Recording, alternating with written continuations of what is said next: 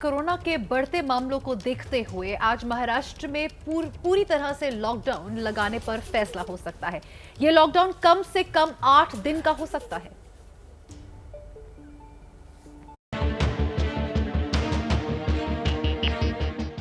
मुंबई समेत पूरे महाराष्ट्र में वीकेंड लॉकडाउन का आज दूसरा दिन है। सब कुछ ठप पड़ गया है, लेकिन सिर्फ 2 दिनों की तालाबंदी से बात बनती नहीं दिख रही। इसलिए अब लंबी अवधि के लॉकडाउन की तैयारी हो रही है। शनिवार को सर्वदलीय बैठक में सीएम उद्धव ठाकरे ने साफ कर दिया कि अब संपूर्ण लॉकडाउन का ही रास्ता बचा है। उद्धव ने बैठक में कहा कि राज्य में कम से कम 8 दिन का कड़क लॉकडाउन लगाना पड़ेगा। जितना जल्दी लॉकडाउन करेंगे उतना ज्यादा फायदा होगा। बाद में धीरे धीरे सहूलियत दी जा सकती है। जो टास्क फोर्स जो एग्रेसिव होकर कह रहा है कि ये चेन तोड़ने के लिए इसके सिवा कोई पर्याय दिखाई नहीं देता। आखिर में अगर देखने जाएंगे तो सबसे बड़ी प्राथमिकता अगर किसी भी राज्य के सरकार चलाने वाले पर यह होती है कि वो लोगों की जान बचा सके। लॉकडाउन पर आखिरी फैसला आज टास्क फोर्स की बैठक के बाद लिया जा सकता है। सीएम के साथ सर्वदलीय बैठक में शामिल बीजेपी नेता और महाराष्ट्र के पूर्व सीएम देवेंद्र फडणवीस का कहना था, कोरोना की टेस्टिंग रिपोर्ट 3 दिन बाद मिल रही है, जिसकी वजह से संक्रमण को रोकना मुश्किल है। अगर पूरा लॉकडाउन लगाया गया तो जनता रास्ते पर उतर सकती है।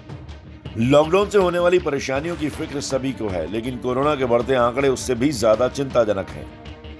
महाराष्ट्र में पिछले 24 घंटों में कोविड-19 के 55,411 नए मामले सामने आए। 53,005 लोग डिस्चार्ज हुए और 309 लोगों की मृत्यु दर्ज की गई है। राज्य में 5,36,682 सक्रिय मामले हैं। कोरोना के इन्हीं आंकड़ों की वजह से बैठक में सीएम को कहना पड़ा कि लोगों को समझाया जा सकता है, कोरोना को नहीं।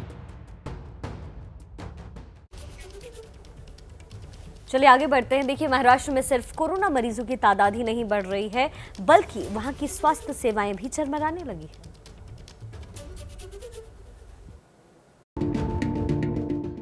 लॉकडाउन के पिछले अनुभवों से लोग सहमे हुए हैं। इसके बावजूद महाराष्ट्र सरकार ऐसा करने को मजबूर है। कल हुई सर्वदलीय बैठक में सीएम उद्धव ठाकरे ने कहा कि दूसरे राज्यों से ट्रेनों की आवाजाही जारी है। ऐसे में लॉकडाउन का पूरा फायदा नहीं मिलेगा। उससे भी ज्यादा चिंता की बात यह है कि कोरोना मरीजों की बढ़ती तादाद ने पूरे हेल्थ केयर सिस्टम को प्रभावित किया है। आने वाले दिनों में महाराष्ट्र में ऑक्सीजन की सप्लाई चिंता का विषय बन सकती है। उद्धव ने बताया कि महाराष्ट्र में फिलहाल 35,000 मरीज ऑक्सीजन पर है। अभी 960 मैट्रिक टन ऑक्सीजन का इस्तेमाल हो रहा है। महाराष्ट्र में फिलहाल 1200 मैट्रिक टन ऑक्सीजन का उत्पादन हो रहा है। कोरोना की यही रफ्तार बनी रही तो 21 अप्रैल के बाद स्थिति खराब हो सकती है।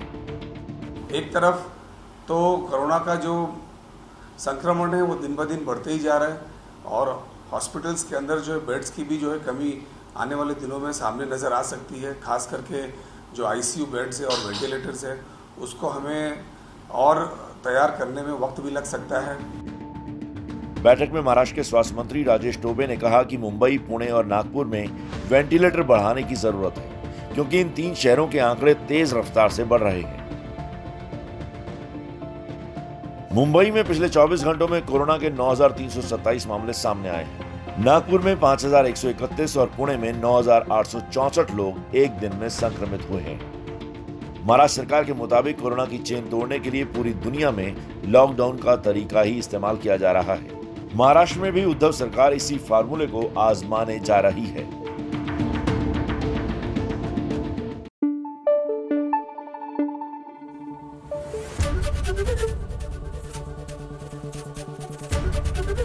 एबीपी न्यूज आपको रखे आगे।